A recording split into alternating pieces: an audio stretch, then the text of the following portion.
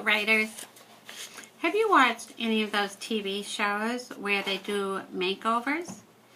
On one of them, a person comes in looking fairly plain, and then specialists go to work. The hairdresser, the makeup artist, the fashion expert, and behold, the person emerges as this dazzling beauty. Or the TV show adopts some junky old car or house, and then 3 hours later, the car or house has been transformed. I'm mentioning these miracle makeovers because over the first few days of this unit, your table of contents has gone through similar makeovers.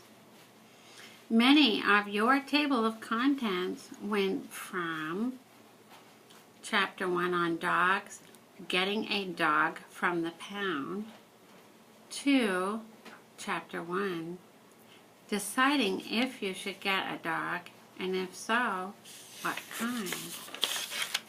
So, if you think back on the last 3 sessions that we have had, your table of contents has developed and changed over those days. Well, today I want to teach you that everything you've learned about organizing a table of contents also applies to the work of organizing a chapter. Whenever you write an information text, start by making a miniature table of contents, even if it's just in your mind. I know some of you may be thinking, but wait, when you make a table of contents of a whole book, it makes sense. It's a long book. You can't make a table of contents just for one chapter. But here's the thing. The way you go about planning the organization of a book is exactly the same way you plan the organization of a chapter. It's almost like you need a table of contents not just for the book, but for the chapter as well.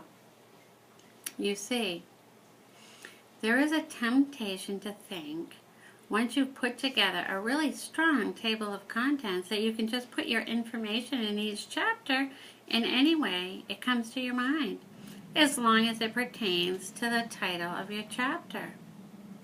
But when you do that, it's almost like you go into a really neat looking home, open the closets, and everything is a jumble. So it need not take long to plan the text for your chapter. Right before you start writing, just quickly jot down a sort of mini table of contents or a plan for how your chapter will go. You already know so much about the different ways that you can organize information. We had a lesson on 4 different structures the other day. You can apply that to your plans for a chapter. A strong table of contents can also apply to a strong chapter. Let me try making plans for my chapter on Cockroach Bodies Are Built for Survival. I'm going to use the chart about strong information writing to help me organize my plans for this chapter. I'm not going to just slap everything that I know about cockroach bodies down on paper. I want it to make sense. So I'm thinking I'll start with a cockroach head. Then I'll talk about the rest of the body from there. I'm going to use my fingers and name the different paragraphs that will be in this chapter. Cockroach bodies are built for survival. Head, abdomen, legs, Circe. That's kind of like their tails. Okay, that sounds good. And I would say, if we look at the second bullet on the chart about strong information writing, it says that we need to cover the whole topic. Have I covered the whole topic about cockroach bodies? I think I left out their wings and antenna. Let's see. I would like to put the wings in the abdomen paragraph. And the antenna, I think I will write about on the paragraph about the head. So that covers the whole topic. The last bullet says that we don't repeat information. And so I'll need to make sure that each paragraph stays focused to just that part of the cockroach's body. Now I'm ready to start writing this chapter. I'll just put my plan, I'm going to write it down just on a little piece of paper right next to my drafting paper, and I'll get started.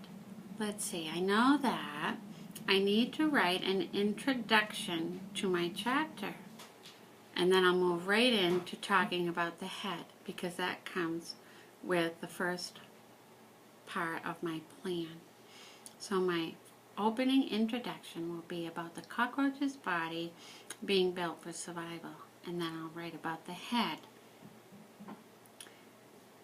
Today I want you to start working with draft paper, and each paper will be able to be organized easily for your chapter. So make sure you number or name each chapter as you're writing it on this draft paper today. Writers, I want you to think for a second about a chapter that you would like to work on today. Thumbs up when you know which chapter you're going to work on today.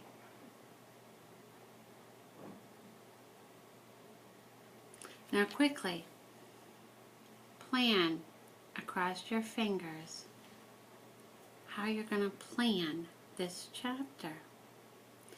What will each paragraph be about?